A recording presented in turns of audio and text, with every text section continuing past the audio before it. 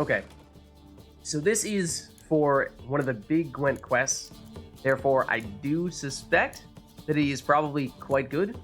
So I'm thinking we probably do revert back to Northern Realms here. I know we did just pick up a new Scoia'tael card, and a good one at that, but still think that Northern Realms is the best. I know you guys are saying, well, maybe you're just more used to Northern Realms than you are the other decks, and that may be true to a certain extent, but I think that generally speaking, we've just gotten more cards for Northern Realms than any other deck.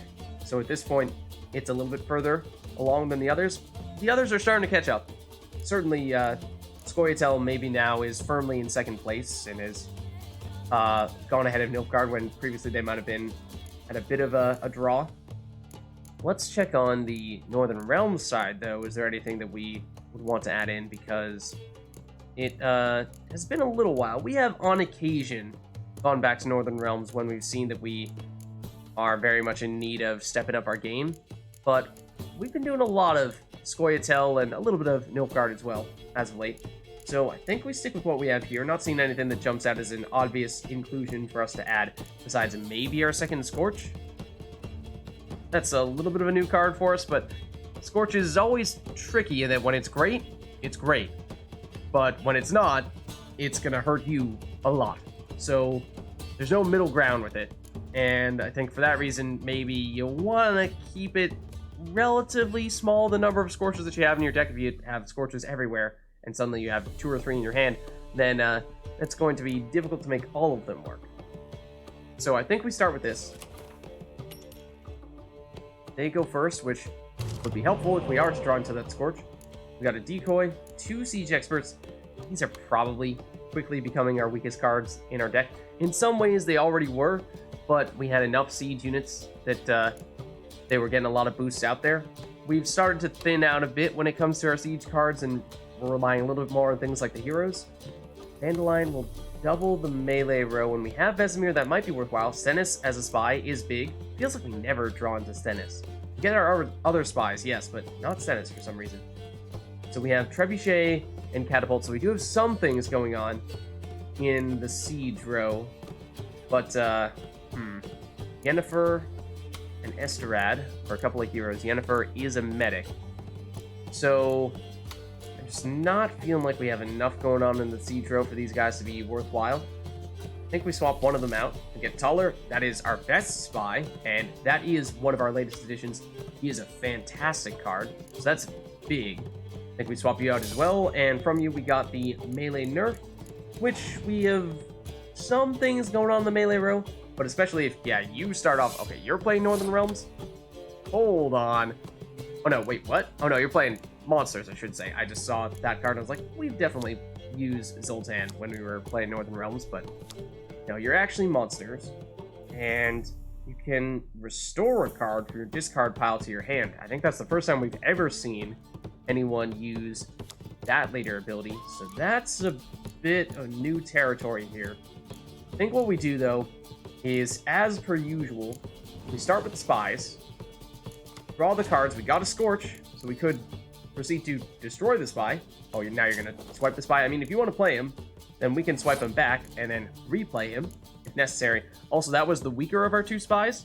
Or, well, by weaker, I mean the worst of the 2 spies. Technically, he has higher strength, which is making him worse. So, if you were to use Decoy, you should have used it on the card that we are now going to play, Taller. Okay, and we did draw into one of those Siege Experts. Okay, Muster with the Necker. And I'm fine with this for now because the melee row, of course, we could nerf it. And that is awfully tempting. The Neckers are not that strong, though. That's not really that much of a reason to do that. That's just lowering you by 3, for the Neckers at least. Lowering you by 4 from Zoltan. So Zoltan by himself is more impactful than the Neckers, at least from a nerf standpoint. So, definitely means that we want to stay away from Vesemir and Dandelion for now. I think generally speaking, Monsters is very melee heavy, so we might find that even if they're going pretty melee heavy this round, they might do that in the future as well. So we might be able to be patient with that. Why don't we go with a hero for now? Of course, we don't want to do Yennefer because he's a medic as well, and therefore would be looking to bring something back from our graveyard, but we don't have anything in our graveyard right now. Let's see what our opponent does. So now if you play more muster, what I want to see happen is for you to use bazillion muster abilities, then us either just take the loss in round 1 and get you to play all your good cards immediately, and then you don't have anything good remaining for rounds 2 and 3, we can have an easy victory for those. Or we use something like the melee nerf, significantly reduce the amount of strength that you have because you have so many cards in the melee row, and then make for a much easier win for us. And the problem with that latter strategy is that, technically speaking, it is more effective to use the melee nerf against a low number of very strong enemies than it is to use it against a high number of relatively weak enemies. And muster is technically, or is definitely, a high number of relatively weak enemies. Like we were saying, the Neckers... Oh, hold on. There they are. They're 2 strength apiece, so that means if you nerf them, they're just going down by 1. It's not a very big deal. Vampires, they are going down by 3 apiece, so that's something. Zoltan's going down by 4, but it does still mean 1, 2, 3, 4, 5, 6, 7, 8 strength in the melee row, which is... I mean, it's a lot worse than what they have now, but still, it's not a guaranteed win just by doing that alone, is basically what I'm getting at. So, what do we do now, then? Do we... Played the leader to give us some flexibility and not have anything scorchable out there. Technically speaking, if we were to scorch, we would remove Zoltan, but if we are going to use a melee nerf, then we would be lowering him down to a 1 anyway, and that's not a huge difference, so not a lot of value from the scorch relative to what we could get from the melee nerf, in which case we don't have many other options other than to go siege in the first round, which I'm usually reluctant to do, but I'm thinking we go for it here. And we are playing for the win in round 1 in that case, because we're playing our siege cards, then we're going to want to use our leader ability. Okay, you did pass. And I think... Oh, I suppose we do have a medic, so we could bring at least this card back, which may be what's about to happen, because if we are to use the melee nerf now, that would drop you down to, did we say 8 in the melee row? Let's double check. 1, 2, 3, 4, 5, 6, 7, 8. Plus 1. So you would be at 9 total. So yeah, absolutely. If we were to melee nerf, you would be completely done. So let's do it here. We'll be unaffected because we have a leader card in the melee row, so he's unaffected by those things. We did play a siege card, but we can bring that siege card back with Yennefer, so we don't need to worry about splitting our siege units across different rounds, which would normally be a concern with our leader ability being able to double the siege row. But this was still, yes, technically a bit of an overinvestment, but not bad. Oh, and you do get to keep 1 card out there as monsters, and you lucked out in that it was your best. So we get to draw an extra card when we win around as Northern Realms. It was Commander's Horn, which is completely useless to us because we already can double the siege row with our leader ability. That is effectively a siege-specific Commander's Horn. We have another Commander's Horn we can use in the melee row for Dandelion and Vesemir. Then we would have our 3rd Commander's Horn for the range row, but at the moment, all we have for the range row is Yennefer, and she is a hero, so she's unaffected by that Commander's Horn, so it is quite literally a useless card. Other than, I suppose you could say that it is a throwaway card in which we can bide some time a little bit, which might in fact be something we're looking to do here. Because if we do this, and I mean we'll throw it in, let's throw it in melee just in case we do want to double up some melee cards this round, but the reason why I'm leading off with that is, oh, okay, you're bringing something back, sure, that's your, your leader ability, but where's the... Oh, it brings it to your hand, not to the playing field. I was, for some reason, thinking it was going straight to the playing field, so I was like, where's the card? But, I deliberately wanted to do this first in the hopes of our opponent playing another card and giving us more fodder for Scorch. Of course, they use their leader ability, which is kind of exactly the opposite of what I wanted them to do. But if we go with Dandelion here, and that does mean that he will get doubled up to a 4 from the Commander's Horn. We still would have unit, well, he would still be lower than Zoltan, so Scorch would still be going after Zoltan, so we would be safe in that regard. So I think this is fine. But we do really want our opponent to start playing some bigger things now. Okay, you played taller. Oh, that's a card you brought from your discard pile. Understandably, we will absolutely immediately swipe him back. And hope that you continue to play cards in the melee row. Well, it really doesn't matter which row you put them in. You don't have the melee nerf anymore. What we really want is for you to have other 5 strength cards, actually, or higher than 5. If you have 5, then we would Scorch and get rid of all of them. If you have a card that's higher than 5, then sure, we'd just get rid of that card and that card alone. But I think now what we do is we replay taller. Get more cards back, see what we get out of it. And we got a good medic, and we got Geralt. Okay, now you play Stennis.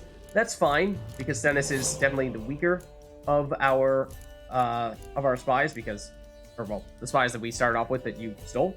But yeah, we would have preferred to have stolen Taller because he's only a 1 strength spy, whereas Stennis is a 5 strength spy. So since we're playing spies on the other side of the arena, it is much better to have Taller than it is to have Stennis. So, what I'm wondering is, now that we have the strongest unit out there, because Stennis is getting doubled, I was going to say maybe we even pass here and force our opponent to play 1 more card, but I think we go with Vesemir. He will become the highest unit, so he would be the Scorch target. But because we already have all the doubling happening in this row, I think we go for it. Oh, and actually, yeah, I tell you what, the Dandelion and Commander's Horn, they do not stack. Dandelion functionally is a Commander's Horn. So, I mean, again, it was basically just a throwaway card to bide time, but it is not actually providing any additional benefit for us. Then, play Geralt. Probably one of your best remaining cards. Can you keep Geralt from 1 card to the next?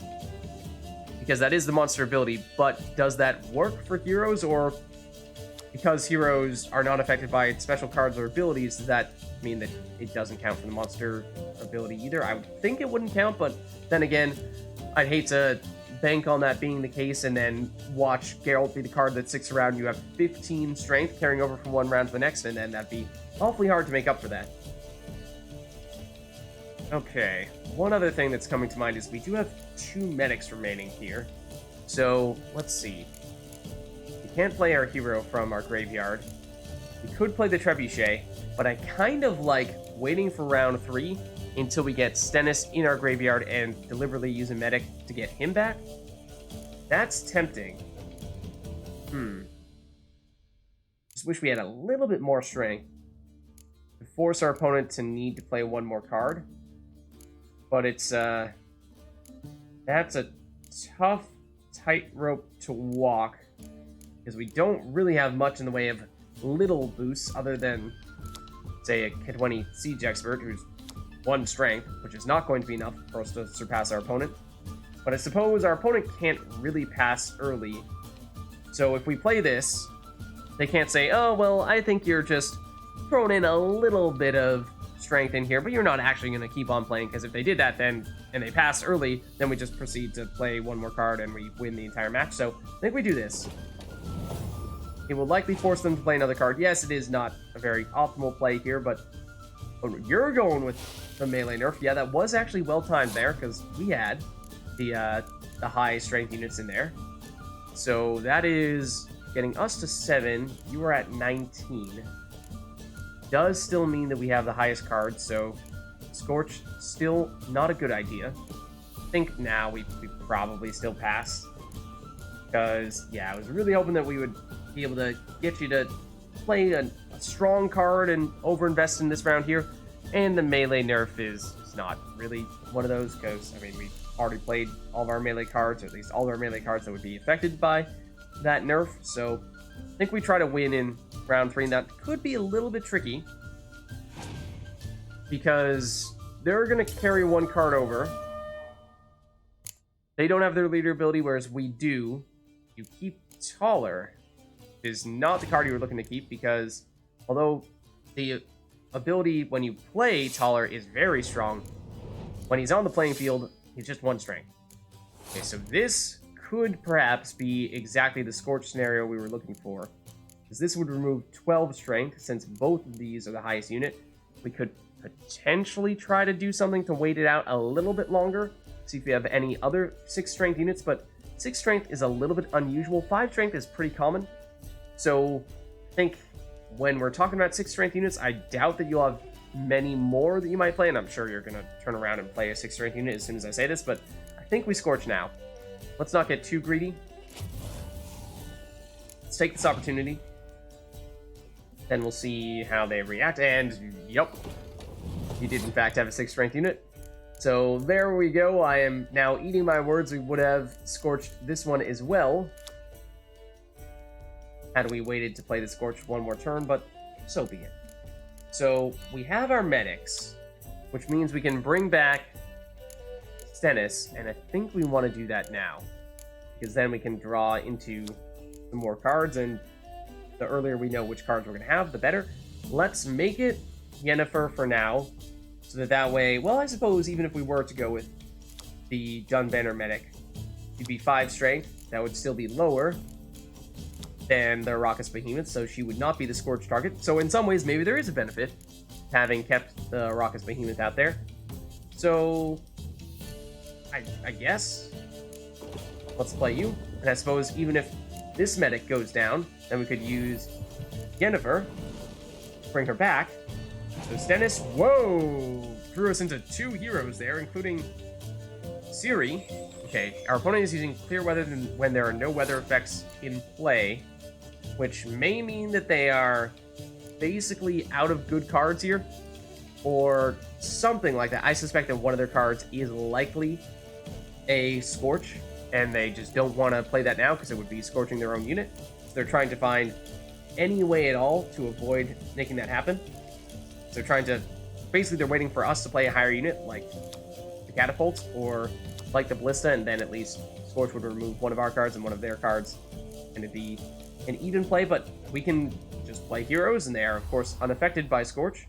So we can force our opponent to, I think it'll be passing early here. They probably, yeah, do have at least one more card to play, but I think we'll find that they will finish the game with 1, maybe even 2 cards remaining, and now we can throw out the big heroes. Ciri first. And I don't think they'll be able to catch us at this point. Yeah, you can try to destroy the highest unit in the melee row, because we do have more than 10 strength there, but they are all heroes, so they are unaffected. So, sorry, maybe next time. Still a 7 strength card, and there it is. Yep, passing with 2 cards remaining, so they might have had 2 Scorches, in fact. So, the order of operations definitely mattered here. Wanted to lead off with the heroes, and 1 card that we knew was not going to be the highest card out there to prevent our opponent from using the Scorch.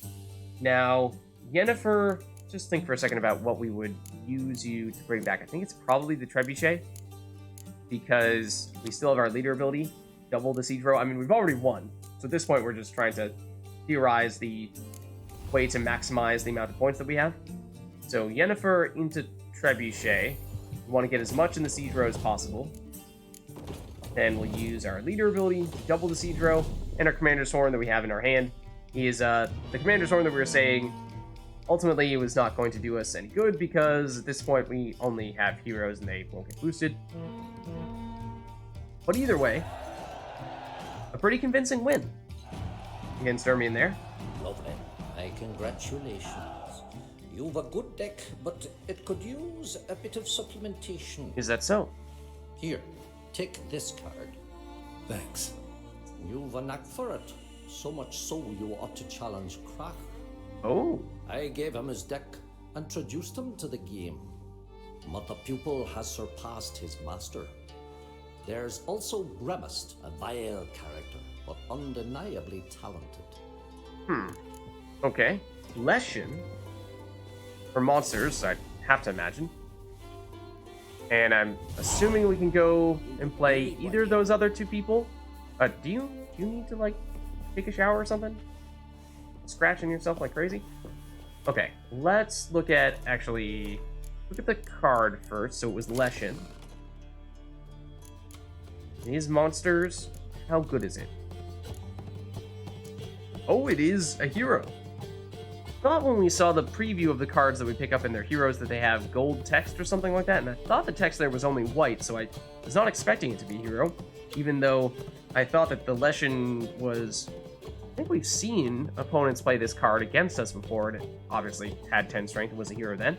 So definitely, yeah, one of the best monsters cards that we have at this point, and monsters I think still is our weakest deck, but with cards like that, it slowly claws its way into the conversation, so it's probably do still need a few more of those before we'll feel comfortable using monsters against any half-decent opponent, but we'll see. It's progress. Glory you attain shall never perish. Oh, okay. Then there were still some things we could do here, I thought. There was still an alchemist not far away. Well, the shopkeeper might actually be awake now. Now that it is 5:30 a.m. The sun's out. So surely, right? Pardon. Oh, except it's one hidey hole further down. My apologies. Wrong house. How do we actually get in there, though? It's not this way, it's this way. You? Really, dude? Really? I mean, to be fair, 5:30 is still not that late in the day, but I mean, the sun is absolutely out at this point, right? Fine, fine. We'll go and see the other shopkeeper, or at least I assume it's another shopkeeper. It wasn't there the alchemy supplies person. Was there not? A win a unique card from Bremis, who appears to not be very far away? Right? Wasn't the quest marker just, like, right here? Oh, that's the person who seems to be right on top of the other place that we wanted to visit. The other laboratory of sorts. Ooh, that was a steeper drop-off than I was expecting. Okay. Yeah, the thing is why don't we meditate and just make sure that we get the chance to talk to that guy? Because if he does play us a Gwent and give us a card, then of course we want to make sure that we get that card. Otherwise, I can imagine us trying to fish through our deck at some point in the distant future and figure out, well, we're missing one card. Which one could it possibly be? And it turns out it's this one obscure druid somewhere in Skellige. So, you want to sleep? Who can play that game? If you're asleep at noon, I'm going to be very displeased with you.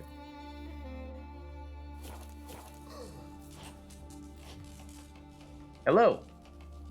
Care to wake up at noon?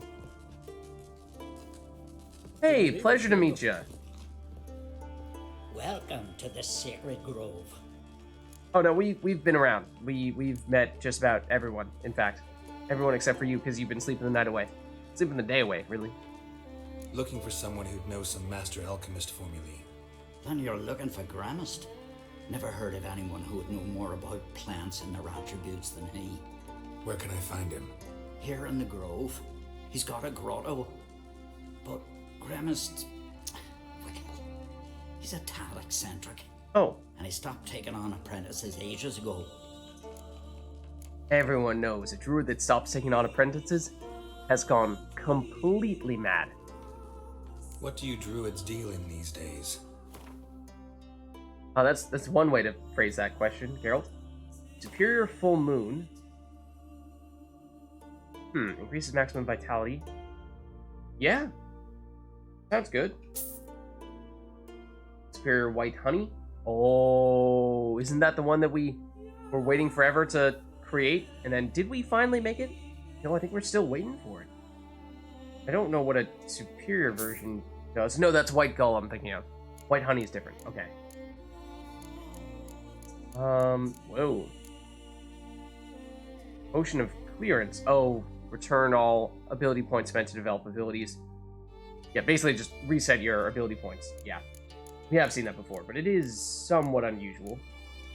Pop Bumbles are also pretty unusual. Why don't we pick up a few of these? Plenty of coins to do that with. Mushroom, yeah, those are food. I'm gonna say, that's different. We were selling a bunch of those that we picked up recently because they weren't very good. Ergot seeds are also a little bit tough to find. Let's pick up a few of those. The other ones, I think we all have a bunch of. Tiger tick. Ostrich, even those. Think so. Think so. Yeah. We can double check. We can make 3 substances here. My guess is it's probably lesser red, or well, normal red now, because we picked up a few more of those. Okay. Alcohol, oh well, don't really care about that at the moment. This is the one we really want, but we still need Mandrake Cordial somewhere. And none of the, yeah, no. Nothing new from that. I mean, it's not like we purchased any major crafting items there. We might have already had enough of those herbs. It's more so that we picked up those recipes already, or just picked up those recipes, and so we might have had a way in which to craft them. Good to go. Thick, leathery leaves, rough to the touch. Okay, but oh, and a quest down here as well. Okay. Are you also going to tell us to wake up another druid? But yeah, this is where advanced alchemy was going down. But you also have a different quest, or at least I thought you did. Was it a different person? Is it Gremist instead? Hold on. Hold on. A lot of things happening very quickly here. Did we miss the opportunity to do that other quest because we were taking a long time? At one point during his travels, Geralt learned of a master alchemist named Remus. Rumor had it, this druid knew more about alchemy than most men know about the contours of their own members. Geralt, ever eager to polish his skills, decided to find this learned druid and absorb whatever knowledge from him he could. Okay. Leaves a bit me. Mashed with discipline. Huh. But I see the exclamation point, or at least I saw the exclamation point. Is there another one that's also on top of Gramis? Or did we miss the opportunity to do a quest because that other druid ever so briefly had something that they could do for us and then left and changed his mind? I don't know. I talk to you. But I do not wish to speak. Leave. You distress me. You seem awfully nice. You seem a nice enough guy. Well, I'm not. I plan never to be. I became a druid to avoid others, to not have to deal with them, not to smile when I don't wish to feign compassion when someone's travails matter less to me than a pair of birch cones. Excuse me? So I shall be straight. Get out of my sight, before something, I know not what, deprives you of yours. What? Is that a threat? But also, you sure you don't want to teach me about alchemy? I want you to share your knowledge. Teach me alchemy. You? My apprentice? That's rich. While you're at it, why did you ask Uderic if he'll share Spickerog with you? I'm serious.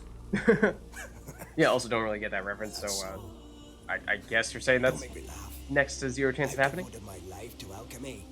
Son, literally. Spent countless days and nights with nothing but alembics, choking on fumes, scorching my skin with acids. If Yeah, you sounds like think fun. I'll simply portray to you what I learned through years of sacrifice and toil, then you're mistaken. Deeply. But we promise to be a good student. We'll only be on our phone for like 50% of the time, but we'll be occasionally looking up to make it seem like we aren't, so it's only going to look like we're on our phone about 25% of the time. So that's good enough, right? Now, I think we may need to convince you, because the other person we were talking to said that this guy has shut down numerous people before who have tried to be his apprentice, or just hasn't taken any apprentices for a very long time. And so I think that us just saying, well, we'll be a good student, it's not going to be a good enough case that we're making there. So I think we need to Can I try to convince do you some other somehow? favor. Convince him. Gods, you're as bothersome as a gadfly before a storm. Sure, I guess. Though I am preparing to perform a rather tricky ritual. So I could use some help. Okay, why don't Even we do it then? yours. I require 3 favors. Do them for me, and I shall accept you as my apprentice. Okay. Well, well, there's a way after all. Get off your high horse and listen. First, you must bring me a pimpernel from the Muskogan forest. In English, Second, please? I need a bottle of spirit from the old distillery on Hale Hill. Finally, convince Fridtjof to help me perform the rite. He's a druid like I am. You'll find him near Blandara. I believe he's there on a matter of some import. So, what will it be? Why don't we get a little more information first? This Fridtjof, who is he? The Vadermaker, huh? You don't know the word, do you? Nope. And I pledge to make you my apprentice. A Vadermaker is a druid who can manipulate the weather. Oh, nifty. Stop a storm, cause hail, make lightning turn your enemy to ash. I advise to address him with the utmost respect, if you value your life. Alright, sure, if you say so.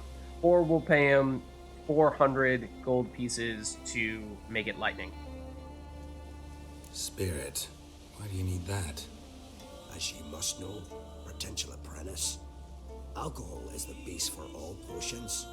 Superior alcohol means a higher quality potion. This spirit has no equal.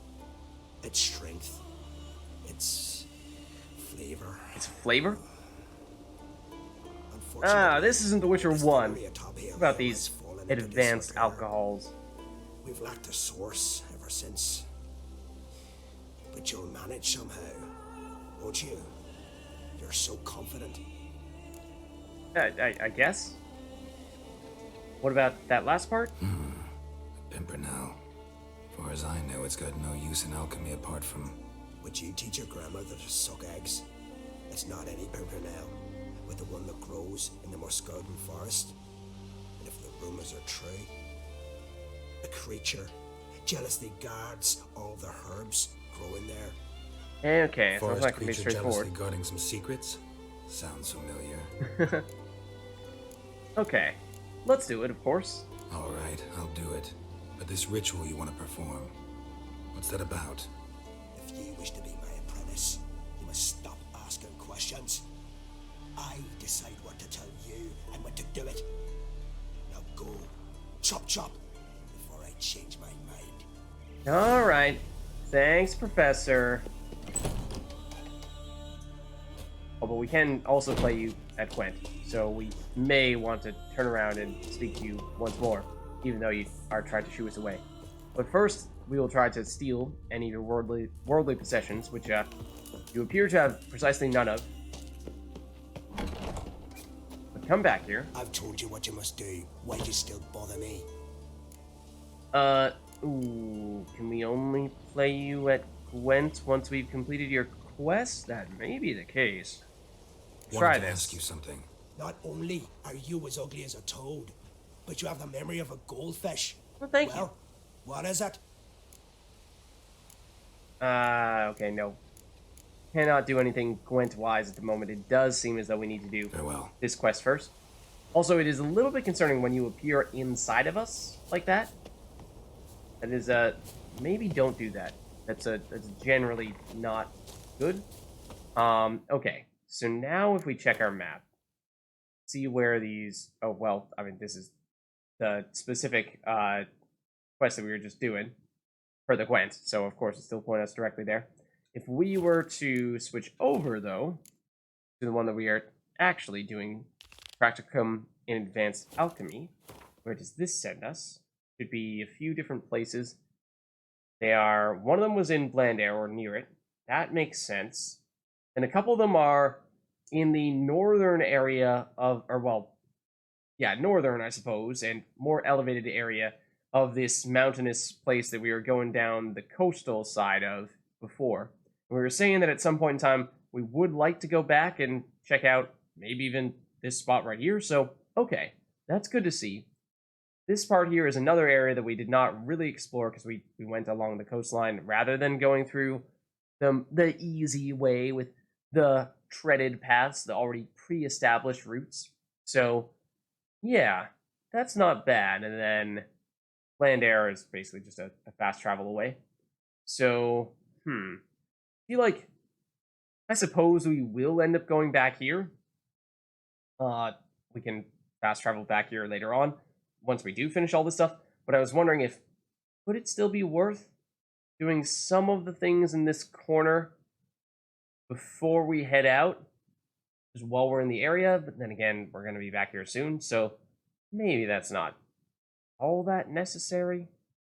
I was thinking that perhaps after we finish these things up, then we start looking at doing a little bit on some of the other islands. Of course, we will still have a little bit more to do on Ardskellig. We haven't done everything. We still have several question marks in the northernmost areas, and we still have some quests that are a little bit out of our level range. But just to mix things up a little bit, I was thinking we might do that somewhat soon. So why don't we walk over toward those things, and let me actually put a custom marker on the one that is closest. And I think by walking, that looks really silly when there is the alchemist right on top of the entrance. Looks like that is a chimney. But why don't we actually go here on our way heading toward I suppose technically the fastest thing to do would be fast travel from here to the druids camp and then walk south to these ones. Whereas if we walk here, then we're basically committing to walking the entire way.